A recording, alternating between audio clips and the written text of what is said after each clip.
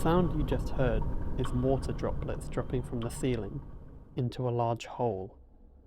The player has to wait for this hole to fill up with the water droplets in order to swim across. This process takes 30 days.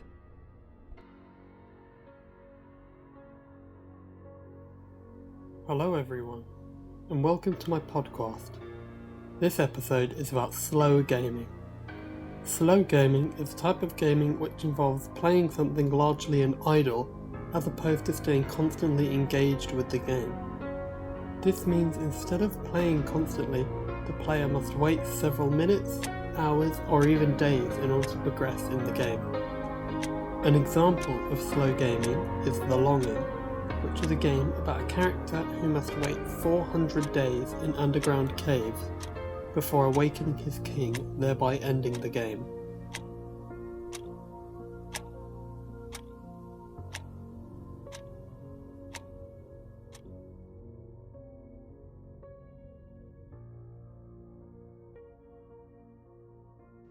So I'm here with Duke. Both myself and Duke have finished the game, and I'm just going to be talking with him today regarding his thoughts about the game. So when did you first start playing it?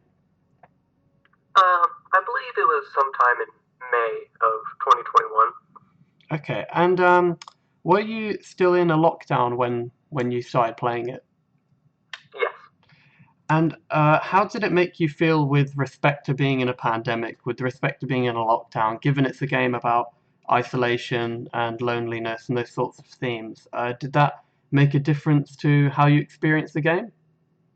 Yeah, it was certainly something. After you've been in a lockdown for quite some time, I think it elevated the messages of it because you could relate to it more.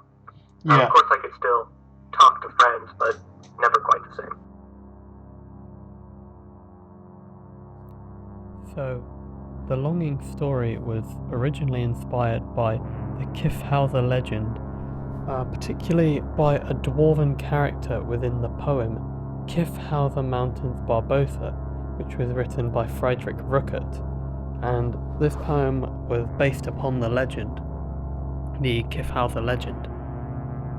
The dwarf was tasked with checking every 100 years to see if the king was ready to awaken, and Anselm Piater, the director of The Longing, found the character very interesting and focused in on it and its mental state. As such, much of the game was built around the theme of loneliness.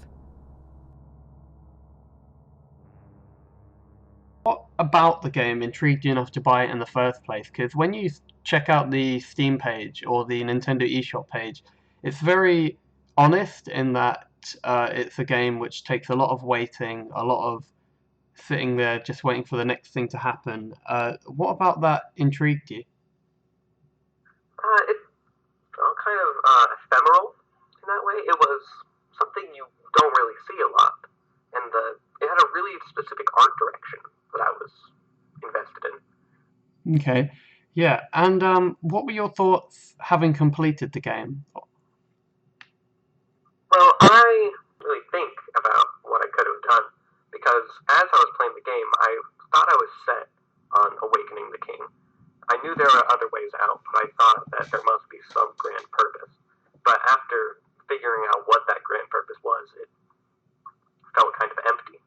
Yeah, I see what you're saying. I think for me, it kind of felt like so you remember the Tamagotchis that people used to have like years ago? Yeah. That's the way I kind of looked at the Shade. Like every day or every 2 days or so, I'd check up on him and see how he's doing. And after the game ended, after the timer clocked down to 0 and you finished the game, it just felt a bit like empty and strange not being able to check on him every day anymore. Because obviously when you try and boot up the game, it just doesn't let you play anymore.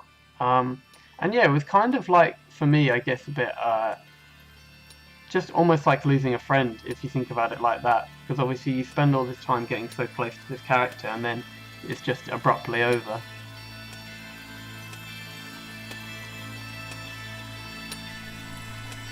So the sound you can hear right now is the character mining for crystals. Normally takes around well, it can take anywhere from 3 to 15 minutes to mine a single crystal, and there's about 15 of them or so in the game. So this is just another example of something that the player can do in the game to pass the time. And that's ultimately what the game is about, just finding different things to do to pass the time, because you have a lot of time to pass.